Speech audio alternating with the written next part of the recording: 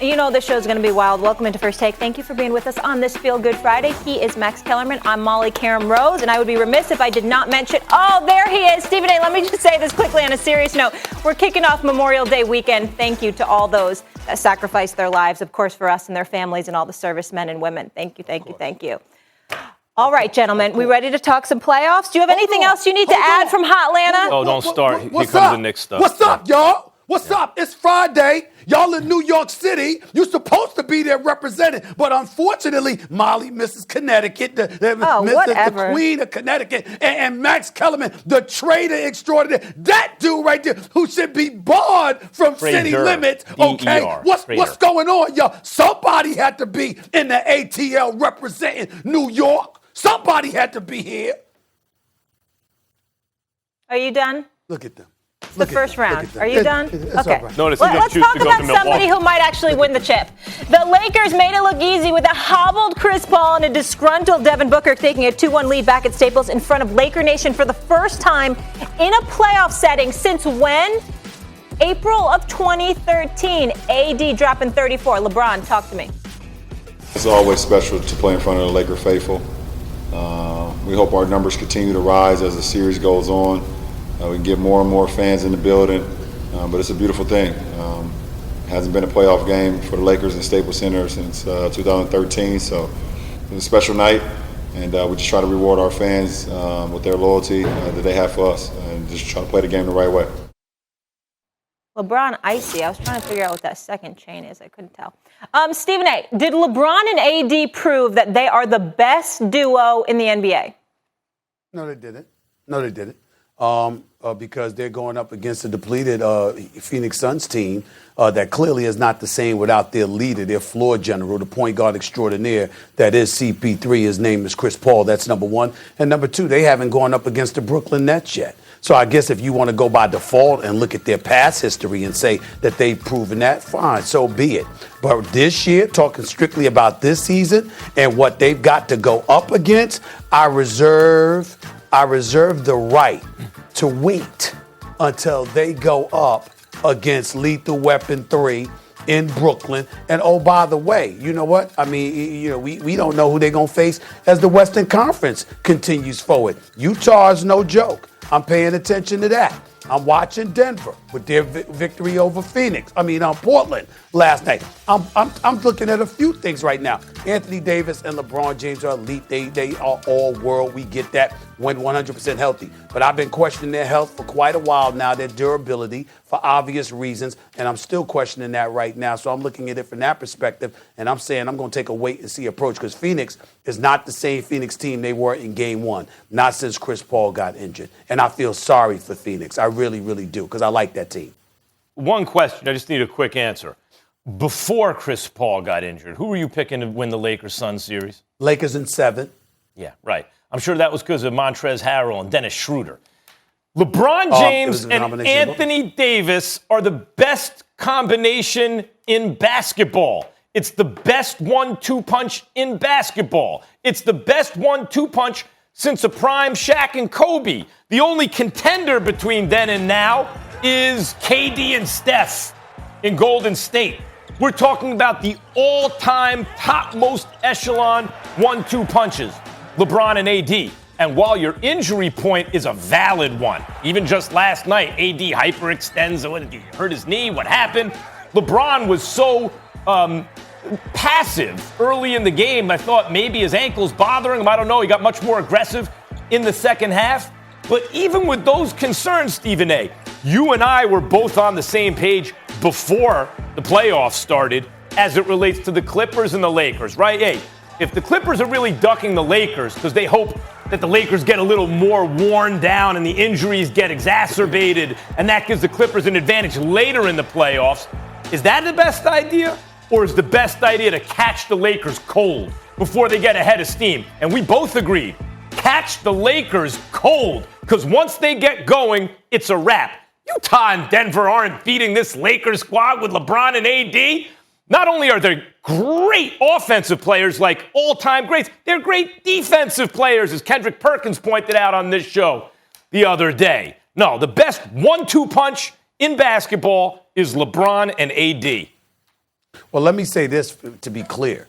We shouldn't even be talking about LeBron and AD as a dynamic duo against this Phoenix Suns team because their only formidable frontline player is playing in his first playoff series ever in DeAndre Ayton, who already, again, had 22 and 11 last night. And that's about what he's averaging throughout this series. But this is his first playoff series. We know that Phoenix is significantly undersized. We look at the girth and the mass of the Los Angeles Lakers with Andre Drummond along with AD and LeBron James and a Montrezl Harrell. And we said, excuse me, if you're the Lakers, you're going to big boy them all series long because you certainly don't want to run up and down the court with those young thoroughbreds, assuming that CP3 had been healthy at the time, obviously. You don't want to get into no kind of up and down running game with the Phoenix Suns. That's not how the Lakers are going to win this series. They're going to win this series by playing big boy rules, by putting girth and mass on the court, by forcing them to turn into the perimeter team that they are because you just got too much size and girth against them in the interior, and you're going to slow the tempo down and you're going to big boy them by crashing the boards, beating them up and things of that nature. So if you know that going into the series against Phoenix, then this isn't the testing ground to validate LeBron James and AD as the dynamic duo. We can go on reputation. They are the reigning defending champions. We know that it is a dynamic duo. They top 2 or 3 in the world, if not number 1. But in the same breath, against the Phoenix Suns ain't the testing grounds to look at. Let's see what they do against Utah. Let's see what they do against Brooklyn. Let's see what they do against guys like that, and then come talk to me. Well, okay, look. DeAndre Ayton first. He's the number 1 overall draft pick, and he's good. He was already pretty good, and we can see from these playoffs he's getting real good. Like, I hear what you're saying about the matchups, but DeAndre Ayton is a real guy. That's no cupcake. That's number 1. Number 2, who's the competition for LeBron and AD as a dynamic duo? The competition is KD and James Harden. I know you said KD and Kyrie. No, that's not. KD and James Harden, and that is real competition. But I got to say, the reason, because LeBron and AD are better two-way players, that it really is a competition we're looking at is because they're coming off injury, LeBron and AD. So are KD and James Harden.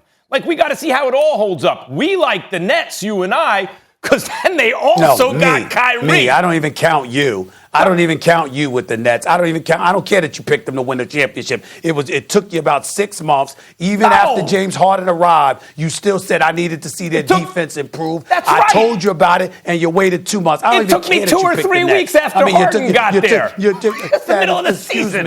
Excuse me. You said no to them. You picked Philly at the beginning of the season. Then when Harden arrived, you stuck with Philly, and you said the excuse was you didn't give a damn what Harden brought to the table. Their defense was so horrid that there was no way. And it got better. Then I the defense got better. They only need to improve by a little bit. They could be the 25th ranked defense, Max. Well, congratulations, they did. And you said no, and then you turned around and said, I changed my mind. What else is new? That's right. I turned all the way around. See, look, the facts change, and I changed my mind. Just like that. The facts change, and you were right. The defense got okay. It's all they needed. Okay, so let's just clarify for the people at home. So you're saying LeBron and AD are the best duo, Max Kellerman, correct? And, not best duo. And Stephen A., you need to wait and see how these Brooklyn Nets play out?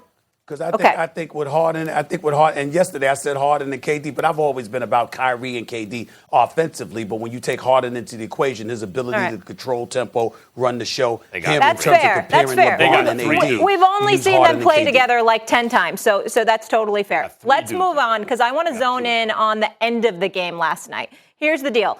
With less than a minute to go in regulation and LA up double digits, Dennis Schroeder drove into the paint against Devin Booker. And as Schroeder began to elevate, you can see right there toward the basket, Booker delivered a two-handed shove to Schroeder, who hit the court hard, rolled out of bounds. Booker given a flagrant 2 and ejected from the game. Booker obviously frustrated. He scored just 19 on 6 of 19 shooting in the loss. Jay Crowder also ejected for continuing to talk trash with Schroeder. Max, I'll start with you here. Was this Booker play a dirty one? Yes, of course it was dirty, just like the Chris Paul play was dirty. Look, Devin Booker was frustrated last night. The Lakers' defense was working. They're a great defensive team. They're the best defensive team in basketball. And we knew once Chris Paul was compromised, what I say yesterday, Devin Booker can play on ball. He's a combo backcourt guy, but he's best when he can be an offensive weapon. And without Chris Paul creating stuff for him, he's got to do it all himself. The Lakers know that too, and they did a great job on him. He was frustrated, Stephen A. That was a dirty play, and while he wasn't way up in the air, it was also kind of a dangerous play. And Chris Paul's play on LeBron was the same. And I got to say, the way we look at someone like Belichick, and maybe that's taking it too far because he's really been scandalized, but some dudes are so competitive, we know they'll bend the rules if they think they can get away with it to help them. Chris Paul is one of those guys for me. I think it's having an effect on the team. He's ultra competitive. He gets away with what he can get away with, and Devin Booker tried it last night, and he got caught. First of all, it was a dirty play, and he deserved to be ejected. I understand that. But let's pump the brakes. I've seen far worse. The game is so incredibly soft these days. I mean, please. Shooter was barely an inch off the ground when he got shoved. I mean, again, you got to call the eject. You got to call a flagrant foul. It's got to be an ejection. I saw Devin Booker speaking before he got ejected, and you could just see their level of frustration because their whole thing is that, man, if CP3 were healthy, we could take these guys. We could take these guys. They know we compromised. They talking smack. They're trying to big boy us. They're getting physical. And by the way, it is difficult, and I feel sorry for Monty Williams to a degree. I've got several plays that I've looked at. It is difficult to coach against LeBron James because LeBron James gets calls that other people don't get. LeBron James gets a lot of favorable treatment, even though there are times where this physicality that's exerted against him that doesn't get called enough in his favor. I'll give him that as well. But there are times where, you know what, you see plays that are called against another team. It could be traveling. It could be anything. They get called against another team that never get called against LeBron James. And that's very, very frustrating for an opposing coach. And it's frustrating for other players. And when you combine that with CP3 not being healthy, it is a challenge for Phoenix. You can see it written all over Devin Booker's face last night because obviously he's got more responsibility when Devin Booker isn't out, when CP3 isn't out there, even though Cameron Payne has been doing a really, really good job. I've been really impressed with that kid. He has surprised me. But you can see their frustration, and he acted out, no doubt. It was a dirty play. But let's not act like, oh, my God, it was one of the worst things we've seen. This league has gotten so soft. It's we've seen far, far worse than what Devin Booker did last night. Yeah. Far worse. Yeah, it was dirty. All right. We'll leave it there. Guys, another story I want to get to here. The Bucks looking like men amongst boys, owning the Heat in Dade County, a 29-point win. Pat Riley, not a happy camper, visibly annoyed courtside. Milwaukee taking a 3-0 lead thanks to Drew Holiday, Chris Middleton, and Giannis. Giannis, he's focused, man. Yeah, we're gonna stay focused. The job's not done here. You know, we got one more to go. Obviously, in the game 4, Miami's gonna come out even tougher. They're gonna play better. We got to get one before we can get anything else. We control what we can control, and that's how we play. That's how we prepare, and how we compete. We're not too worried about what history says and all of that good stuff. But we got our work cut out for us. So history says the Heat, they don't got a chance. Teams up 3-0 in a best-of-7 series have never lost 140-0 over 60% of the time. The team down 3-0 gets swept. On that note. Swept. Yeah, or swept. What did I say? Sweep. Whatever, I hate you. Can we come on camera now? Thanks. Hi, Big Perk. Max is just schooling me over here with his Ivy League education. It doesn't take an Ivy League education. This guy. I would hope no one else is amused. Perk's mad at you. Yeah. Molly, I just cannot believe Stephen A. this morning. I really can't. I've been sitting up here watching this, and I just can't believe the words that he uttered out of his mouth just now about that foul that Devin Booker did on Dennis Schroeder. Did you see in the way that Dennis Schroeder landed? He could have tore his ACL or something. That was a dirty play. Stop it. This man is off balance. He could have twisted his leg and tore something. And then you said that LeBron James get calls, and you can understand their frustration. I recall a play in the first quarter where CP3 tried to flop on Anthony Davis, was running down the court, and Scott Foster having to be running on the side of him, and CP3 literally took his hand and chopped Scott Foster's arm down and got away with it. Anybody else would have got I saw that. a foul. CP3 gets 5 steps to the basket. I saw that. No. Well, first of all, I don't know why you can't believe it. First of all, I've seen you breathe on people harder than Schroeder fell last night. So let's stop that, okay? Number 2, you are right about the CP3 slapping of Scott Foster. I did see that. You're absolutely right about that. And the other thing about it is this. Here's the deal. We can say what we want to say because I'm not denying that you're right about LeBron James in some aspects, but I'm not wrong about what I said either. There's a lot of things that he doesn't get, and then there are a lot of things he does get in his favor. And all I was really trying to say about Phoenix last night, you could see the Lakers big boy in Phoenix and talking smack to them. Phoenix got frustrated. Devin Booker got frustrated. You could tell that they're a team that'd be like, listen, look at how we played in game 1. Look at how we played in game 2, even with CP3 down. Man, if we had him healthy, boy, could we take these dudes. You can see the frustration. Listen, Peachtree Street, you don't need to defend yourself right now. Let's stay focused on the subject here. Stephen A., do the Bucks have... Excuse me? I said Peachtree Street. Peachtree? Yeah. I'm on Peachtree Street. You're in Atlanta. You've never heard of it? Yeah. I've heard of Peachtree Street. I just don't think that's where. I'm on Pleasantdale right now, but I got it. Oh, my gosh. It's a joke. Could we just go, please? God, you guys are disasters today. Stephen A., do the Bucks have a big 3? Yes, they do. It's time we stand up and look at Middleton. He's coming, y'all. He's coming. Now, let's stop the presses for 1 second here. Let's not think about the past. Let me do a Mark McGuire here. I'm not here to talk about the past. I'm not here to talk about the past. I'll stay right here. Middleton, if he continues to play the way that he has been playing, Brooklyn's got a problem. The brother is making shots, and he's making shots in clutch moments as well, as we saw in game 1. Now, obviously, they blew him out in game 2 and annihilated them in game 2. And then game 3, we saw what we saw last night. This is a sweep. Bring out the brooms. Remember Galifianakis in the movie The Campaign with Will Ferrell, which was absolutely hysterical, and I love that movie. He said, I'm bringing my broom because it's a mess. And that's what's going on in South Beach. There will not be a game 5. It is over. It's a sweep that's coming their way. And it ain't just because of Giannis. It's because of Jrue Holiday. It's because of Middleton. It's because of the fact that the 3 of them play on both ends of the floor. And if you've got that going on, okay, remember, the Greek freak can do what you need him to do for the first 40 to 43 minutes of a game. But when it's time to close, you need dudes that can make shots from the perimeter, and you need dudes who can defend. And right now, when you look at Middleton and you look at Jrue Holiday, they could potentially have something to say about it. I like what I'm seeing from them right now. I can't ignore it. And guys like Bryn Forbes can't miss, by the way. Budenholzer deserves some credit so far for the way they're playing in this series. Max. Forbes. Look, you're right about Forbes. Yep. Yeah. Now, this is not really directed at you, Stephen A., because you weren't here this day. This is directed at Molly, Perk. I don't remember if you were on, Chris Canty and others who tried to sit here with a straight face and tell me that I was crazy for saying LeBron James, Kyrie Irving, and Kevin Love was a big 3 because they didn't consider Kevin Love, who's a 5-time All-Star, All-Star. That is not what you said. Yes, it is. 2 times. No, you didn't. You said have your. Go ahead.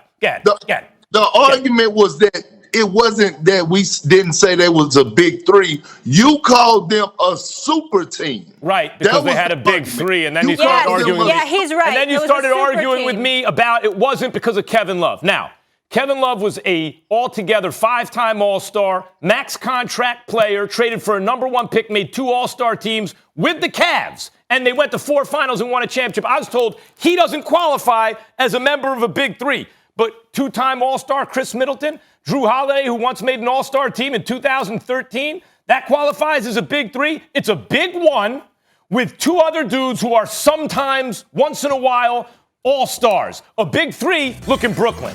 Perennial All-Stars, all 3 of them Hall of Famers, 2 MVPs on the team.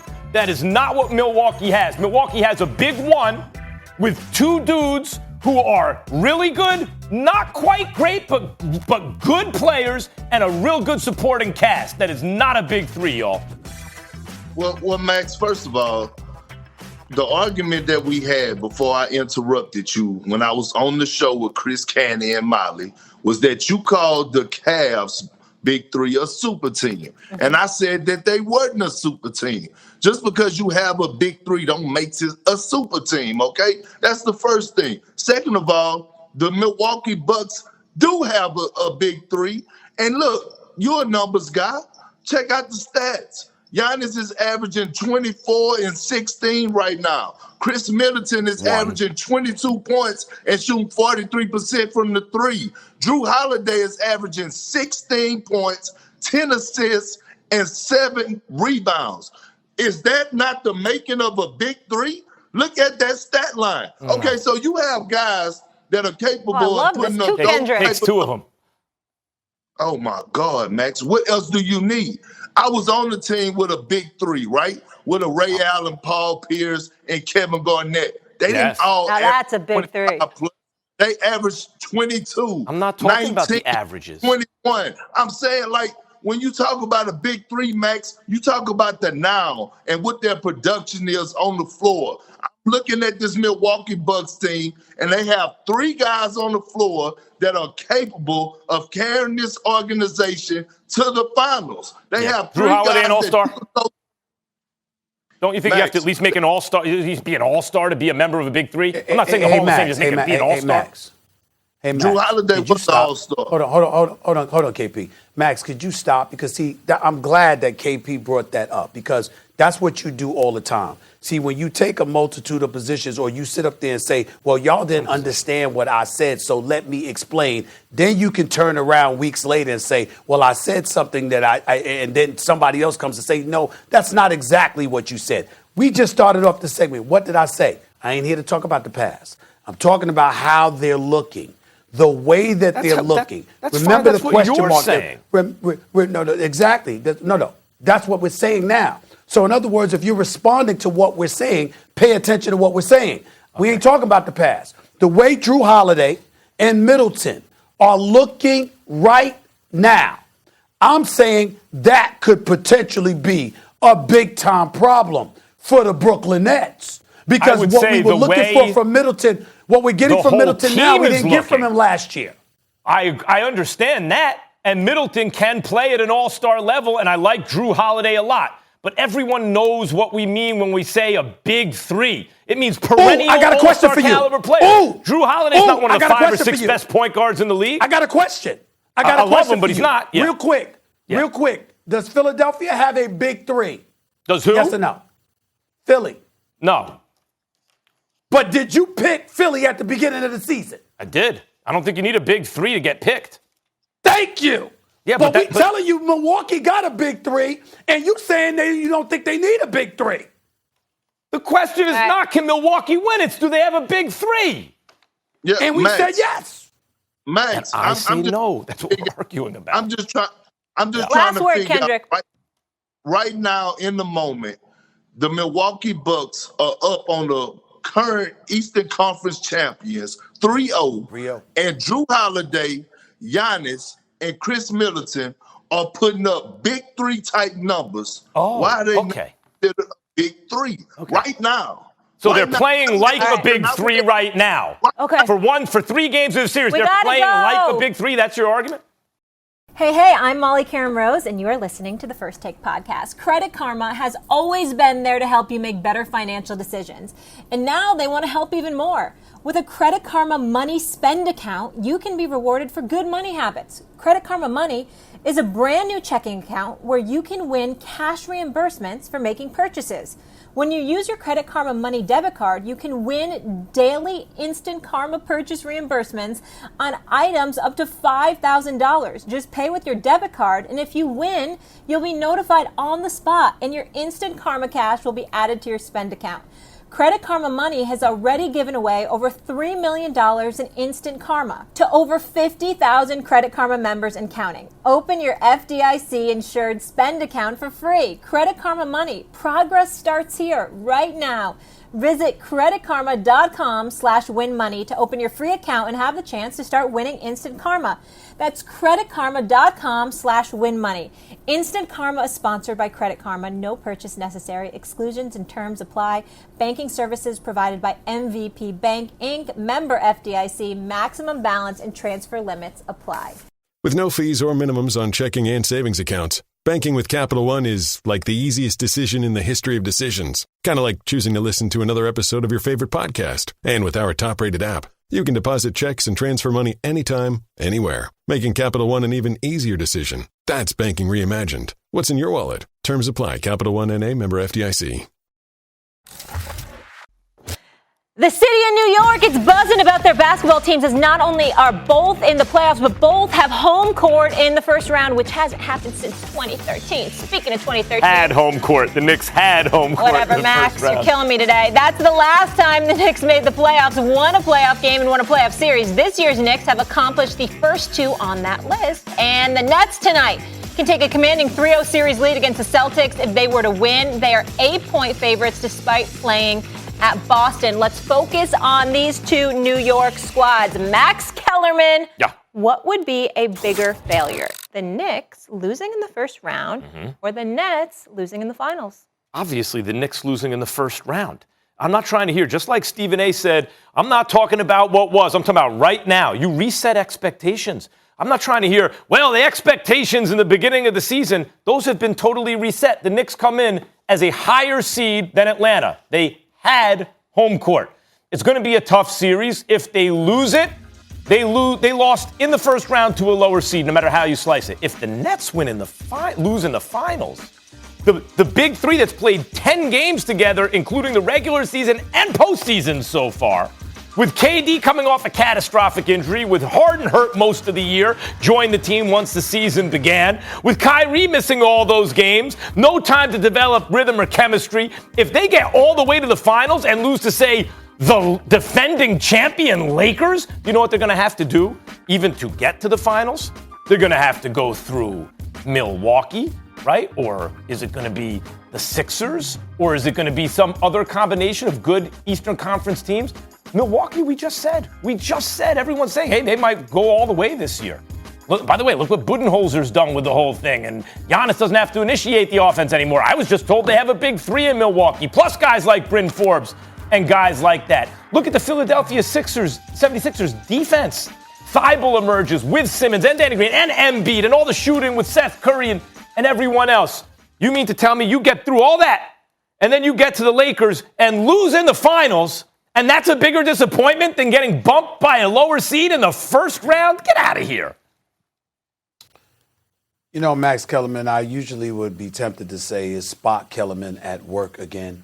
But I'm not going to call you Spot Kellerman. Your new name is Vicky. You know who Vicky is, Max? Vicky? Who's that? Remember Vicky, Max? Where?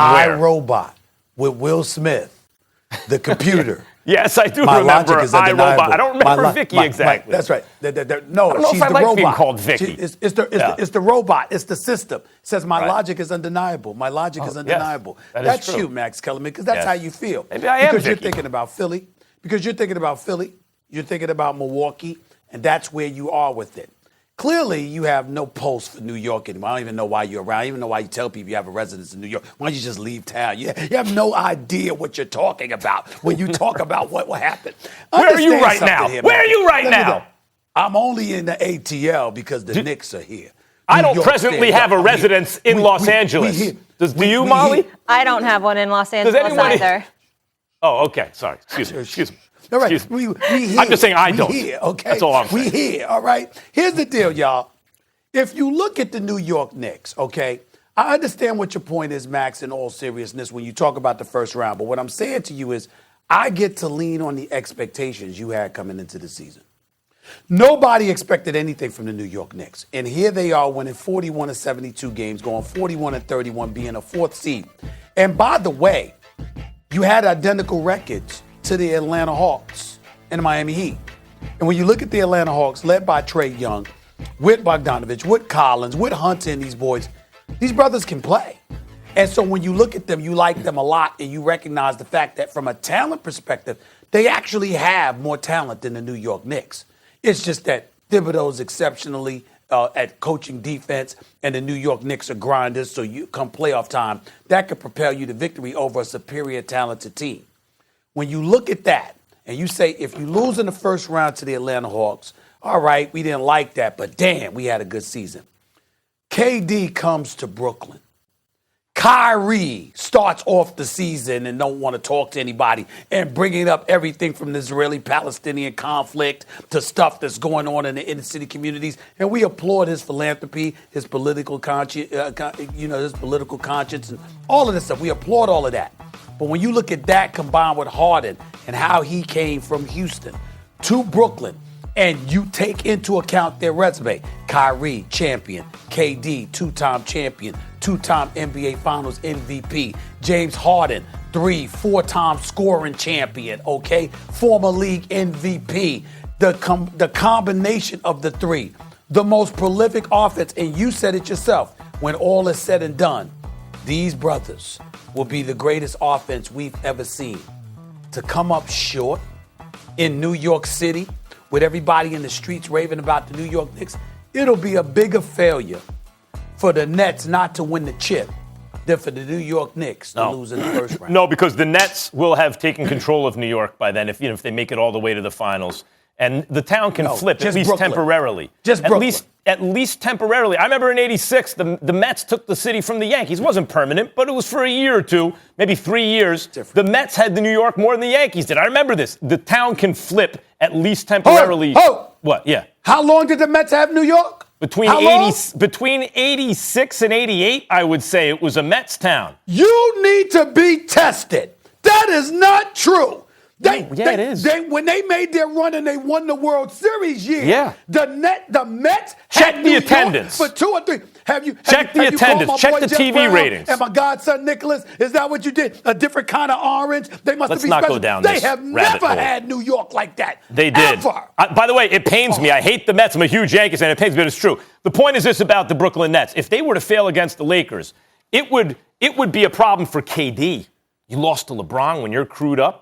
It would be a problem for Harden. James, you can't. It would be a problem for the players, and it would be an enormous celebration of LeBron's greatness, right? He did it again, just like he beat the Warriors. But the Nets would be in good shape. They just went to the finals. Their future looks great. The city will have been buzzing about the Nets for a month after the Knicks were done playing, Stephen A. That's the bottom line. Let me tell you something. Max Kellerman. Can't have it that way, bro. Think about how prolific they are. Who are the Brooklyn Nets? I mean, we know about Joe Harris. We know about Blake Griffin. We know about Steve Nash and Mike D'Antoni. But who are the Brooklyn Nets? You know it's about those 3 individuals. And if they lose, Max, they get all the attention. All of it. Absolutely all of it. Kyrie left Cleveland because he didn't want to be sunned by LeBron James. He departed from Cleveland because he wanted his own squad. It wouldn't be good for Kyrie or KD or Harden. Because he didn't want to be no little brother to LeBron. That's well documented. KD, all that's going to happen, Stephen A. He believes he's the best in the world. I mean, you know how all bad we it would would say be. All we would say is these Let's dudes barely played together, still almost won the chip, and then next year we'd expect them to win the chip. That would be fair. But that's not what people would say. That's not what people would say. It's the first time they have 3 players averaging over 24 points per game in a single season. That's the alternative title to this show. That's the Agree to Nets. disagree. Oh, okay. There we go. Do you own or rent your home? Sure you do. And I bet it can be hard work. You know it's easy? Bundling policies with Geico. Geico makes it easy to bundle your homeowners or renters insurance along with your auto policy. It's a good thing, too, because you already have so much to do around your home. Go to geico.com, get a quote, and see how much you could save. It's Geico easy. Visit geico.com today. That's geico.com. Do you own or rent your home? Sure you do. And I bet it can be hard work. You know it's easy? Bundling policies with Geico. Geico makes it easy to bundle your homeowners or renters insurance along with your auto policy. It's a good thing, too, because you already have so much to do around your home. Go to geico.com, get a quote, and see how much you could save. It's Geico easy. Visit geico.com today. That's geico.com. And how about this? Oh, it is officially Tebow time in his hometown of Jacksonville. Our Mike Duraco, who covers the Jags, described the scene like this. He looked like a tight end. Yes, you heard that right. Tebow got extra coaching after blocking drills and at times looked a little hesitant or a half step behind in others. But he caught every pass thrown his way, including 2 touchdowns, one from Trevor Lawrence and one from Gardner Minshew. On that note, we bring in my guy, Ryan Clark. RC, where are you?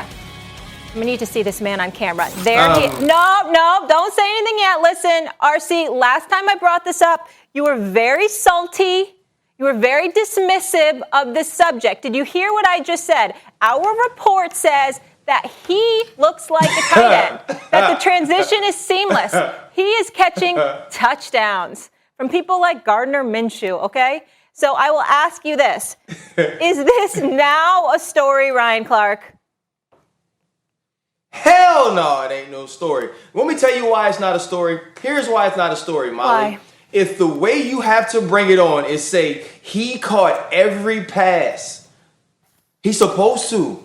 Like, that's what tight ends do. They catch the football when they're thrown to them. That shouldn't have to matter. We shouldn't have to point out that he caught 2 touchdowns or that he was hesitant in blocking drills or that he got extra coaching. This is the story because of who it is, and we do TV. We are media. We are media staffers, and so we have to talk about it. But Tim Tebow is not a tight end. Tim Tebow is the friend of Urban Meyer, who is a very good person, who people truly love, who is from the Jacksonville area, that's going to sell some preseason tickets and some jerseys. Tim Tebow's not going to play the tight end position. And then now we hear some of these speculations that Tim Tebow could be used in a Taysom Hill role. And this is a Diana Rossini report, and she's talked to other executives in the NFL. But they don't know that he's going to be used in a Taysom Hill role. They just can't believe for the life of them that he could ever be a viable option at tight end. That you're going to sit this dude over Myles Garrett and say, hey, protect Trevor Lawrence from Myles Garrett. Give Washington an opportunity to run inside the C gap because you can block Jadeveon Clowney. Those things aren't going to happen. So he must have to be a gadget guy, right? He's going to be Taysom Hill. When Tim Tebow was 22, he ran a 4.7. And yes, he's in better shape. Yes, he takes care of himself more, but he's not going to be faster than that. He's not going to create explosive plays for you. And if you put him in that position, you actually get less athletic at quarterback going from Trevor Lawrence to Tim Tebow. This is the story because it makes good TV, not because Tebow is going to play good football. Go ahead, Stephen A? Max. Oh, you want me to? Oh, well, of course it's a story, Ryan. Whether you like it or not. I know a lot of people don't because sports is supposed to be meritocratic, and he got an extra opportunity because he played because he's from there. It's his hometown, because it's his old college coach, because everyone loves Tim Tebow, right? All the fans love Tim Tebow. And so that bothers a lot of athletes, and I'm not saying it shouldn't. I'm saying he has the opportunity. And what did we always used to say about Tim Tebow? I don't know if he's a quarterback. He's a football player. I don't know if he's a quarterback. And coaches can figure out what to do. When you say gadget guy, it means he's a square peg, doesn't fit into a round hole. But can he do something on the field? Of course he's not going to be the quarterback on plays instead of Trevor Lawrence. That's not what a Wildcat is anyway. Can you line him up somewhere on the field where he's also a threat to throw the ball? Yeah, I think you can. Like, at first when I heard about this, Ryan, at first when I heard this story, it's like, okay, they'll bring him in. I thought Molly had the best theory. Really, Urban Meyer wants him around the team as a hype man or as a coach or something. Good luck charm. But how are you going to sell that to Tebow? So you get him through the door with a with a tryout, basically. But the deeper we get into this, and he has a contract, now you're hearing good things about him, it seems to me like it's an actual story, because we're asking today, can he play in the NFL this year? There is a non-negligible chance the answer is yes. That's a story. Ryan Clark, I want you to listen to me, and I want you to listen to me carefully, because I'm very serious with what I'm about to say, and it's not going to be pleasant to a lot of people, but I don't give a damn. I'm going to say what I believe to be true. It is a story, but I'm going to tell you why it's a story, because it's sad. Here's the reality of the situation. A little over a week ago, I got a text message. That text message was from Mr. Sean Hannity. You know why I got that text message, Ryan and Max? Leave Tim Tebow alone. That was his message. I got a text message from our old buddy Will Kane, who used to be on this show and did a great job on radio and was here for a few years and all of that stuff. And we got love for him. Will Kane was here, and now he's at Fox, and he was hosting a primetime show for a week. He wanted me to come on as a guest to talk Tim Tebow. You know why? Because as you know this, and you'll know it when I say this, Ryan Clark, there's a lot of people who know football. There's millions upon millions upon millions of people who don't. But they watch, and they watch for their own little reasons. And when it comes to Tim Tebow, do they remember that he completed 46.5% of his passes as a quarterback in 2011? No. They knew he could run with the football. They knew he got on one knee and prayed. They knew that about his religion, and he wore that on his sleeve unapologetically, and we don't knock him for that, okay? I personally got a lot of love for Tim Tebow. I'm rooting for him. I called him to let him know I'm rooting for him. But it doesn't negate the fact that he is the walking embodiment in this particular situation of white privilege. Just like Steve Nash, when he became the head coach of the Brooklyn Nets, was the walking embodiment of white privilege. What does white privilege mean for everybody else out there that would say, Stephen A., why would you bring up that? Why would you bring up race? I'm pointing to the fact that the opportunity that has been accorded to them is not something that would happen for us as black people. There is not a guy that is black that really couldn't play the quarterback position, that has been removed from the game for years, who would be brought back to play a different position. That would not happen for black folks, period. There is not a black man that could never coach on any level, ever. And the first job he gets is as a professional basketball coach in the NBA, coaching a championship favorite, his first ever job. That does not happen for black people. I don't mean to bring that up to cast aspersions on Steve Nash. If I'm Steve Nash, I take that job. Steve Nash is a good brother. His agent for years is the great Bill Duffy, who happens to be black and elite as an agent as there is. And Steve Nash is a phenomenal person. Tim Tebow is one of the best people I believe I've ever met. I love Tim Tebow, and I hope he succeeds, and I'm rooting for him. But it doesn't negate the story. And the story is that because he's a draw, because he's local, et cetera, yeah, that's justification. But the bottom line is, Stephen A., real quick. He's white.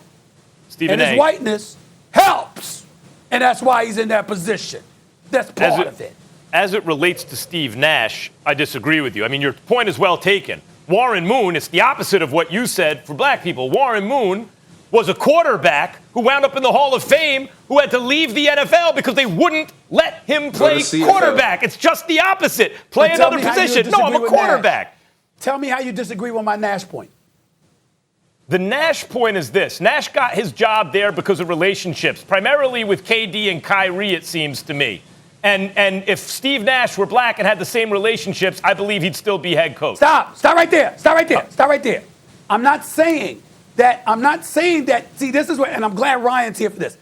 When we say that, Max, we're not saying he got the job because he's white. That's not what I'm implying.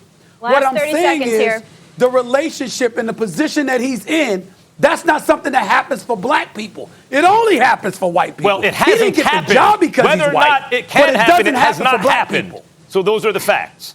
Yeah, but I think we're underestimating also the. Go ahead, Ryan. I'll let you go. But I think the big thing here is this. Obviously, whenever there's an African American who brings up white privilege, you get the eye rolls, there you go again.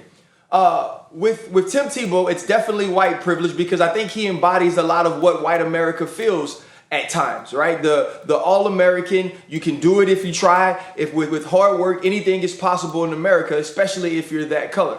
But I don't necessarily think it's just white privilege with him. I think it's fame. Right? Because I think it's the same way that Michael Jordan could do certain things. Or hell, J. Cole could go play in Africa. I think it's that fame. What it is with Tim Tebow more than anything is that relationship. That relationship with that white coach who believes in Tim 100%. Tebow, who also hired a man that was accused of racism at Iowa because he was his friend. This is more good old boy club. This is more nepotism, more familiarity. We got a bump, and I'm sorry to cut off a sensitive subject. I think we're also underestimating the religious piece and how he galvanizes people because of the Christianity and inspires them as well. With no fees or minimums on checking and savings accounts, banking with Capital One is like the easiest decision in the history of decisions. Kind of like choosing to listen to another episode of your favorite podcast. And with our top-rated app, you can deposit checks and transfer money anytime, anywhere, making Capital One an even easier decision. That's banking reimagined. What's in your wallet? Terms apply. Capital One N.A. member FDIC. N.A. member FDIC. N.A. member FDIC. N.A. member FDIC. N.A. member FDIC.